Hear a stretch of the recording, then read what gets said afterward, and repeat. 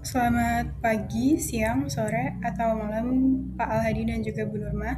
Kami di sini kelompok 8 akan mempresentasikan hasil diskusi UAS kami yang berjudul Veritas, yaitu chatbot yang akan menjawab pertanyaan seputar Universitas Indonesia. Oke, jadi sebelum chatbot kita bisa menjawab, chatbot ini dia harus bisa membaca dan memahami jutaan informasi kampus.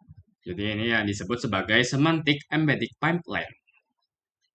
Jadi di sini yang pertama kita masuk ke unstructured data processing.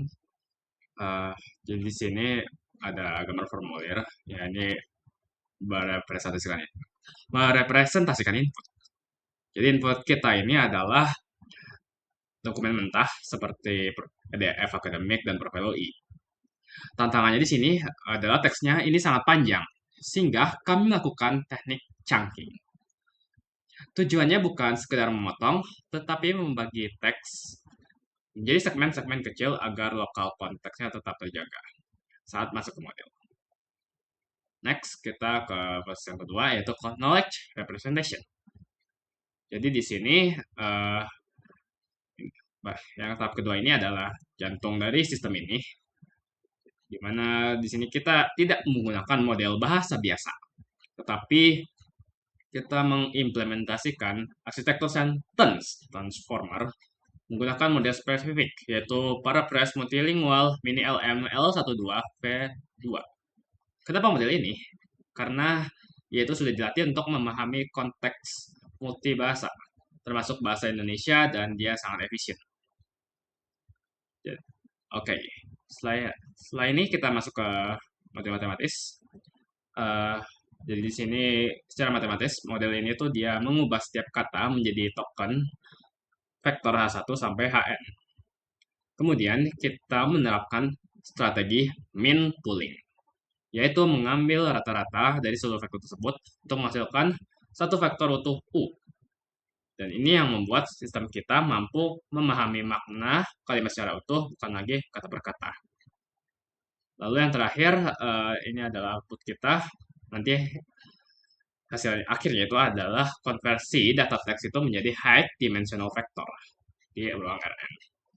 Di tahap ini, setiap informasi UI sudah berubah menjadi koordinat matematika.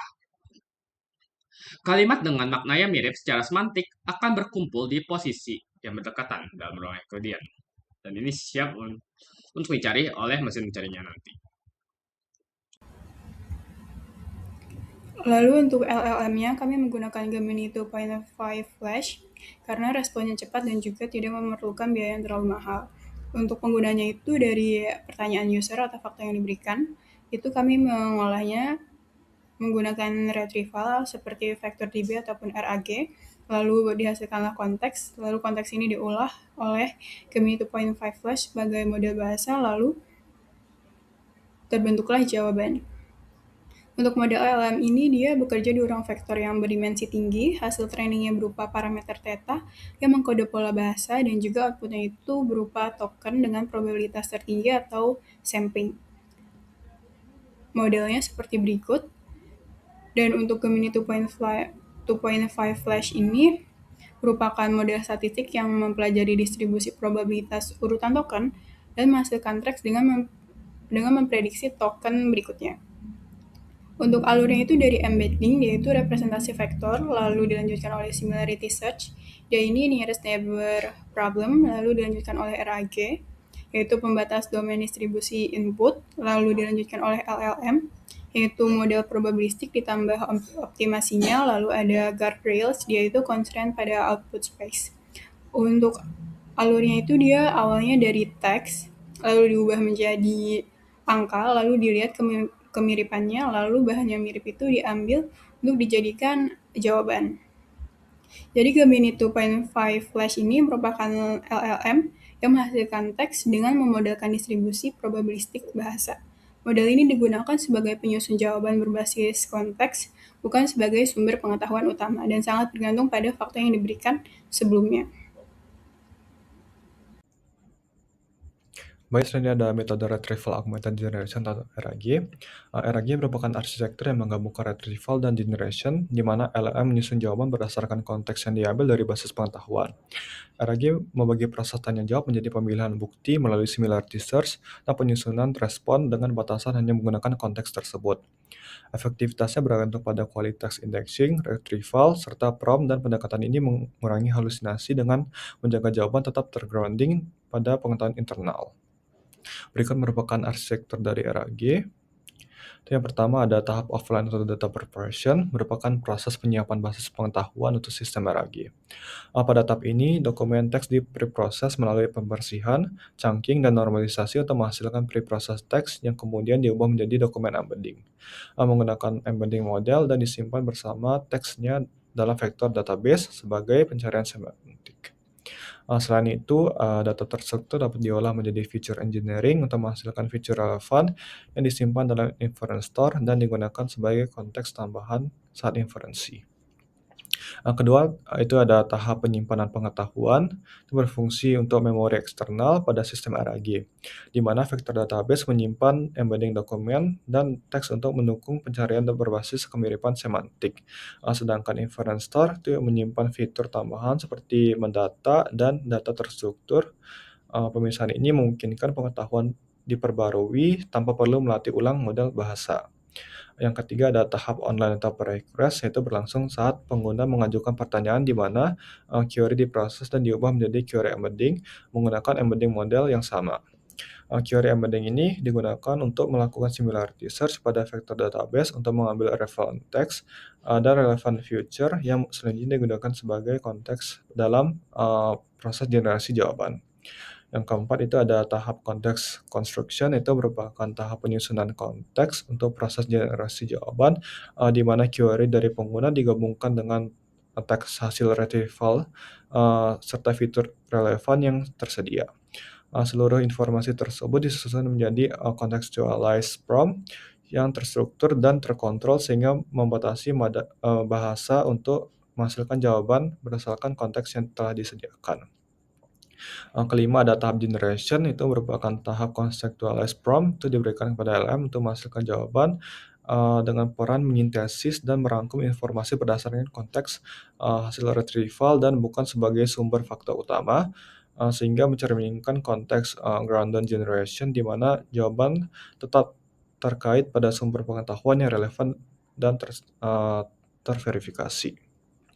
Yang terakhir ada tahap output, itu respon yang dihasilkan oleh model bahasa disampaikan kepada pengguna karena jawabannya disusun berdasarkan konteks hasil retrieval respon yang diberikan jadi lebih akurat, relevan, dan tergrounding pada basis pengetahuan yang digunakan.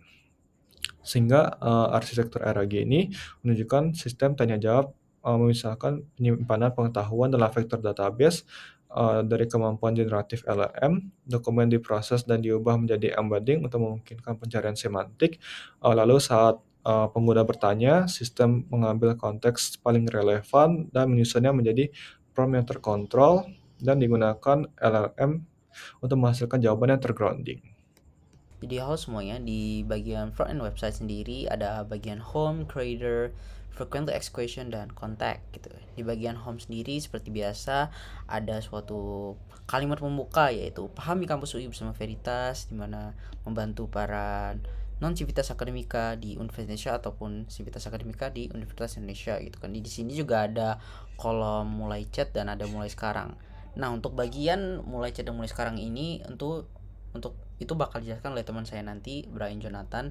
Dan untuk bagian itu sendiri, itu tuh ketika kita ingin menghubungkan dengan chatbotnya, itu kan harus melalui terminal dan Cloudflare tunnel. Dan seperti biasa kalau terminal dari laptop kalian mati, itu domainnya akan selalu berubah-ubah. Jadi untuk sekarang saya hanya menjelaskan bagian front end yang ini ya, yang mana ada home, creator, frequently asked question, dan contact. Nah, terus dilanjut ada bagian robot kita yang bernama Fairy. Di sini seperti biasa di website sendiri ada animasi di mana Fairy ini akan selalu mengikuti mouse kita gitu kan. Yang mana ini sebagai penarik user aja sih untuk menyukai Veritas mungkin ya. Terus ada alasan kenapa pilih Veritas, ada frequently asked question yang membantu para user itu untuk dapat memahami pertanyaan-pertanyaan apa aja sih yang biasanya ditanyakan di chatbot ini. Terus apa sih keunggulan dari Veritas dan yang lainnya gitu kan, chatbot yang lain. Terus ada Meet Our Team yang ada saya sendiri, Faris, ada Richard Gordon, ada Hanif, Brian Jonathan, Yukia, dan rekan-rekan saya, Kezia. Dan untuk bagian ini juga ada siap kuliah lebih tara di UI, tanya apa saja. Nah, ini juga kalimat penutup dan juga ada mulai chat yang akan terhubung dengan chatbot kami ya. Nah, untuk bagian kontak sendiri itu adalah kayak feedback gitu jika ada seseorang yang ingin memberikan kritik ataupun saran terhadap chatbot kami gitu. Misalkan dia Ahmad Subarjo emailnya ini kategori dan dia mau menyampaikan pesan yang dimana nanti pesannya itu akan tersampaikan di spreadsheet sini gitu. Nah, ini contoh yang telah saya lakukan sebelumnya. Kalau ingin lihat demonya nih boleh saya contohin. Subarjo Veritas email.com kategori akademik, cara dapat IPK 4 ya gitu. Kirimkan pesan Anda. Oke, dan seperti biasa tuh dia akan langsung terkirim di spreadsheetnya. Dan untuk frequent question itu hanya kembali ke bagian frequent question yang ada pada sebelumnya, creator juga, dan home ya itulah aja. Mungkin untuk itu bagian front end website akan dilanjutkan oleh teman saya Brian Jonathan ya. Terima kasih. Oke, sekarang akan dibahas metodologi yang kami gunakan dalam pembuatan chatbot. Jadi semua diawali dari data dan knowledge base-nya, di mana kita itu menggunakan satu sumber utama yaitu PDF dataset yang kita bikin sendiri, itu berisi profil UI, event-event, dan dosen. Lalu kita mengekstrak teks dari dataset tersebut yang dimana kita membagi jadi chunk, lalu kita indeks ke vector database. Setelah itu kita menggunakan strategi yang dinamakan RAG atau Retrieval Augmented Generation, di mana itu mengambil data yang terstruktur dan tidak terstruktur, di mana itu akan dibagi menjadi chunk, lalu digunakan embedding untuk menaruh di vector database-nya, lalu itu akan dibagi menurut chunk-nya seperti tadi, lalu akan diambil dalam bentuk chunk untuk membuat responsnya. Nah, untuk secara spesifiknya RAG yang kita gunakan pada chatbot, untuk retrieve kita itu menggunakan Chroma, di mana ini akan meng-store konteks dari vector database-nya. Lalu kita augment, di mana kita menggabungkan konteks dan history secara ringkas dari kita itu dapat menyinggung pertanyaan di atasnya gitu. Lalu kita akan menggenerate jawaban menggunakan Gemini, di mana Gemini ini akan jawab singkat dalam bahasa Indonesia, di mana kita memberi aturan keras bahwa hanya pakai konteks yang ada di dataset, jadi tidak bisa menjawab di luar informasi yang ada di database. Jadi kalau tidak ada, chatbot akan menyebutkan hal tidak ada di dataset. Nah, untuk arsitektur secara garis besar, jadi kita itu menggunakan Flash untuk membuat UI-nya atau interface-nya. Ini cuma biar kita bisa membuat UI walau dengan tetap di Python gitu. Jadi kita perlu pindah-pindah ke HTML gitu. Terus kita menggunakan Chroma untuk vector store-nya, di mana ini multi-domain. Lalu untuk embedding-nya kita menggunakan sentence transformer, yaitu multilingual sentence transformer. Dan seperti kita sebut tadi, untuk LLM yang kita gunakan itu Gemini, di mana ini spesifik itu Gemini 2.5 Flash. Nah, mari kita masuk ke dalam hasil dari chatbot kami. Yang pertama, tentu saja kita memiliki kolom chat untuk menulis pertanyaan dan juga tombol kirim untuk mengirimkan pertanyaan kepada sistem chatbot kami. Dan kita juga memiliki sistem untuk membuat chat baru dan tombol rename untuk mengubah nama jenis chat, beserta dengan tombol delete untuk menghapus riwayat chat yang sudah kita lakukan. Kita juga memiliki tombol clear chat untuk membersihkan chat yang sudah kita lakukan. Di sini dapat dilihat kita memiliki beberapa fitur seperti melihat riwayat chat yang sebelumnya. Di pojok kiri atas kita dapat mengganti riwayat chat yang pernah kita lakukan. Dan untuk ujinya kita dapat melakukan beberapa hal seperti bertanya mengenai apa saja fakultas yang ada di Universitas Indonesia, dan chatbot dapat menjawabnya dengan mudah. Dan kita juga dapat menggunakan pertanyaan yang sama dengan cara penulisan yang berbeda seperti fakultas Universitas Indonesia ada apa saja, dan chatbot dapat menjawabnya dengan mudah. Jadi di sini penyusunan kata juga dapat dipengaruhi, tapi chatbot dapat beradaptasi dengan pengubahan kata tersebut.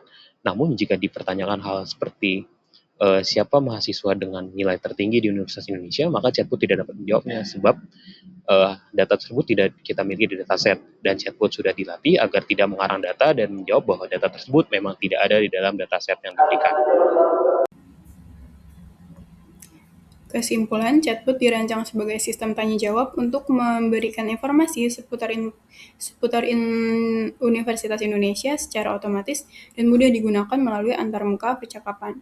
Yang kedua, LLM digunakan sebagai penyusun jawaban, bukan sebagai sumber pengetahuan utama, sehingga tidak bergantung pada pengetahuan internal model. Yang ketiga, informasi faktual diperoleh melalui mekanisme retrieval berbasis embedding, vector database, dan juga similarity search untuk mengambil dokumen yang relevan. Yang keempat, penerapan arsitektur RAG membantu mengurangi resiko halusinasi dan menjaga jawaban tetap tergrounding pada dokumen resmi. Yang kelima, pendekatan chunking dan overlap antar chunk meningkatkan kualitas pengambilan konteks pada dokumen panjang yang berstruktur kompleks.